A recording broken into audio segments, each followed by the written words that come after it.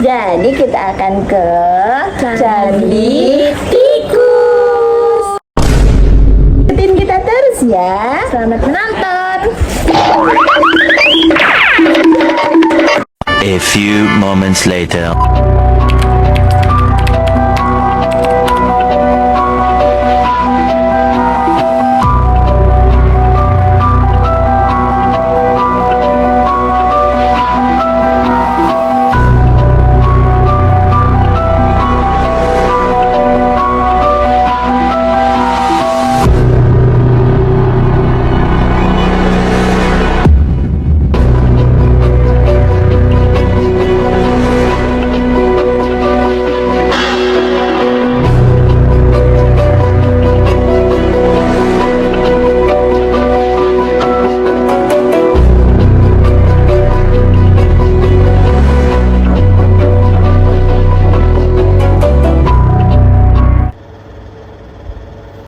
Nah, Candi Tikus ini berada di Desa Temon, Kecamatan Trowulan, Kabupaten Mojokerto, Provinsi Jawa Timur.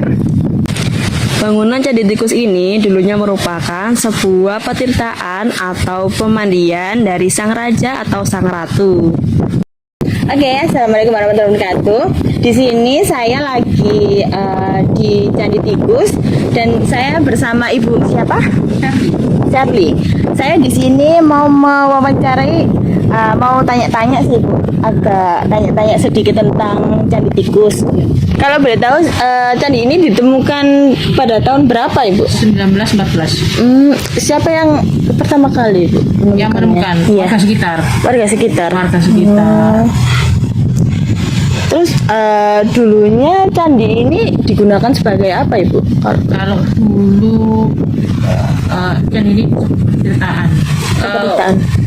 Dibuat pendarmaan juga bisa, terus dibuat mandi untuk putri sama raja juga. Dibuat mandi putri sama raja dari mana Ibu? Oh, Majapahit. Ya, meninggalkan dari kerajaan Majapahit. Oh iya. Terus dari Candi Tikus ini Bu, dampaknya untuk warga sekitar di zaman sekarang apa Ibu? Kalau boleh tahu. Dampaknya Iya. bisa menambah perekonomian warga sekitar. Kan juga jual-jual kayak ini. Iya. Nah, misalnya kalau ada tamu atau itu bisa Membantu perekonomian warga sekitar juga ya.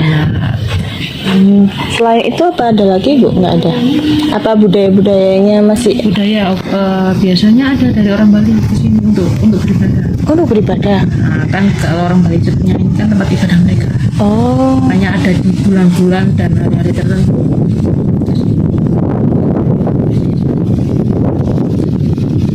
Oh, sembayangnya di candi itu ya Bu? Oh.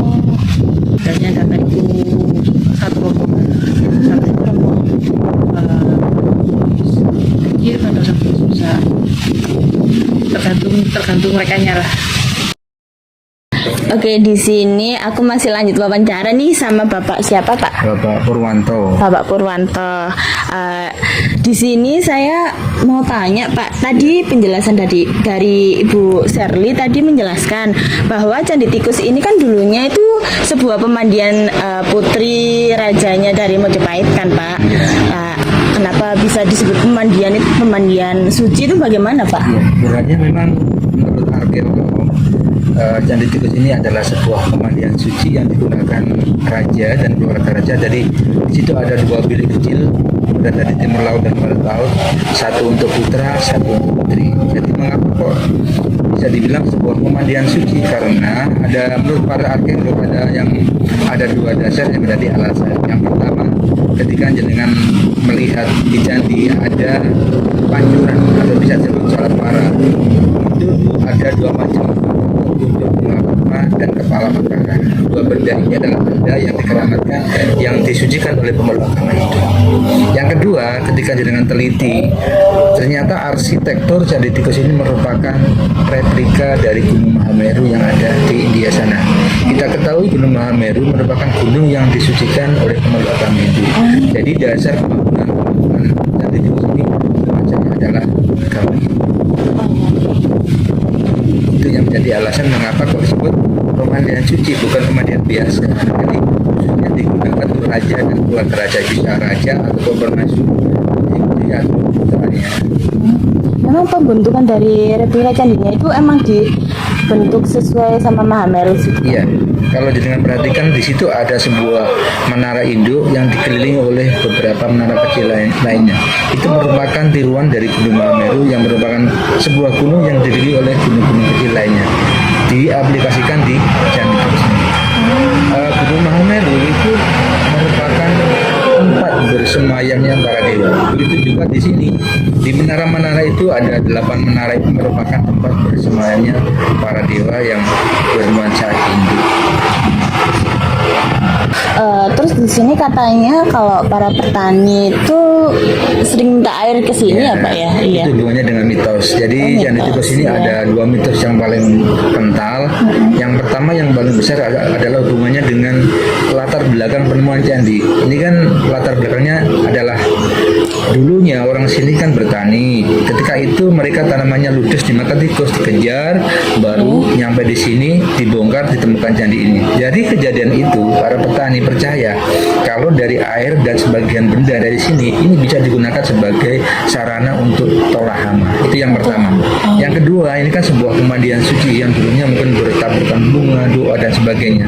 Jadi sebagian orang percaya kalau air yang keluar dari Candi Tikus ini merupakan air suci atau bisa dibilang anemerta. Jadi sebagian orang percaya dengan sarana air dari Candi Tikus ini bisa membuat mereka untuk awet muda ataupun sejenisnya. Jadi mereka menggunakan airnya dengan membasuh muka ataupun digunakan untuk mandi. Oh, jadi tikusnya itu beneran ada ya dulu Pak ya? Kalau tikusnya itu memang benar ada, kan makanya disebut Candi Tikus itu pada saat ditemukan karena nggak ada Condrogemolonya, nggak ada tetengernya sebagai acuan pengambilan nama, maka dihubungkan dengan hewan sebagai juru penunjuknya adalah hewan tikus yang dikuatkan tempat ini memang sarang tikus, makanya temuan tadi dinamakan Candi Tikus. Prosesnya seperti itu. Terus cara mereka ngilangin tikusnya sebanyak itu gimana Pak? Pada saat itu ya tikus kalau sudah ditangani oleh manusia secara sedikit demi sedikit akan terisolasi. Pada saat ditemukan ini dibongkar, diekskavasi namanya ya. Pada saat itu yang memimpin adalah Raden Adipati Aryo Promosoyo Adinegoro. Beliau adalah bupati yang pada saat itu menjabat.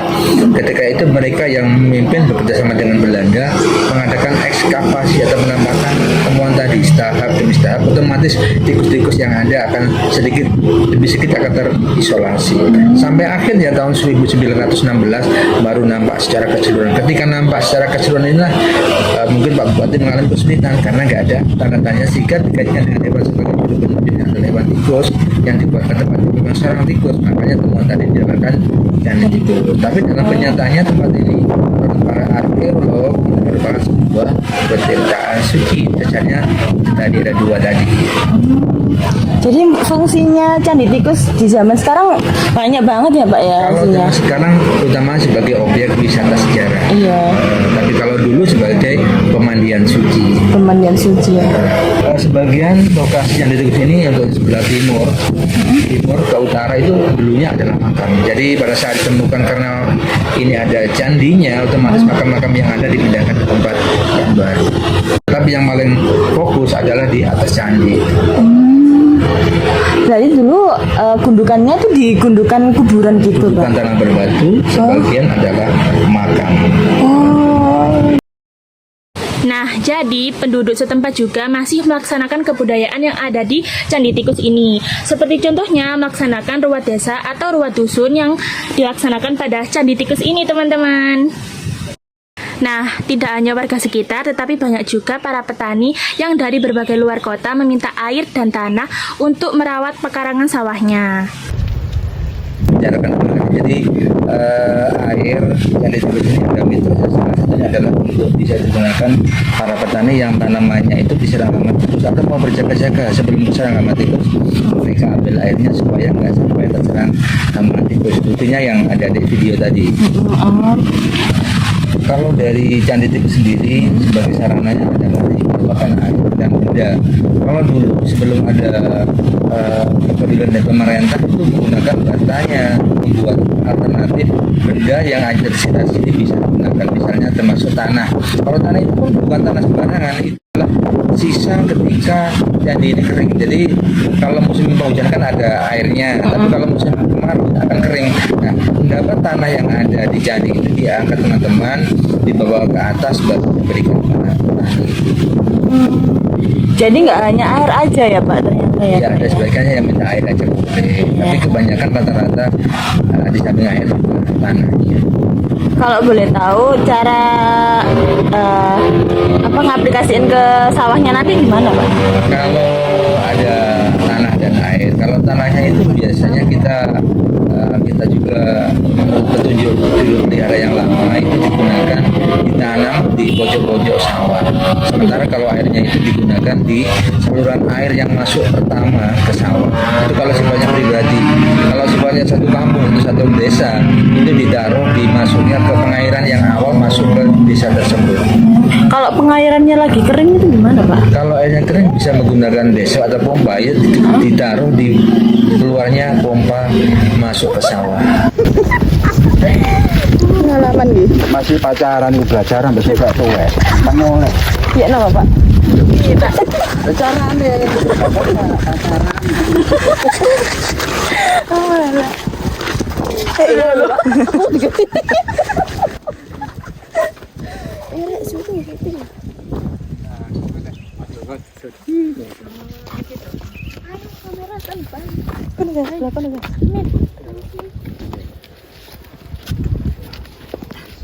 Ada pundi.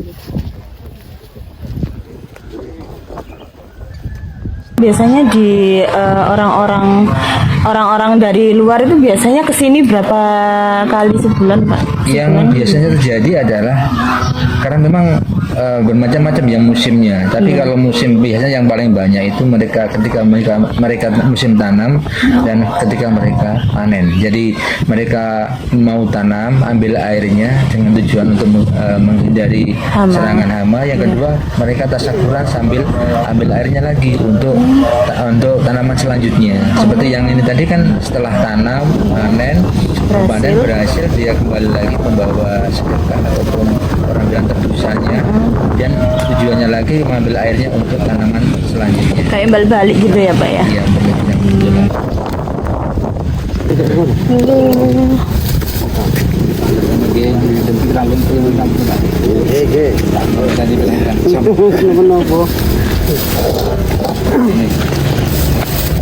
Semangat Bapak Boleh. Kena siapa guys? Biasa guys. Ini guys semua.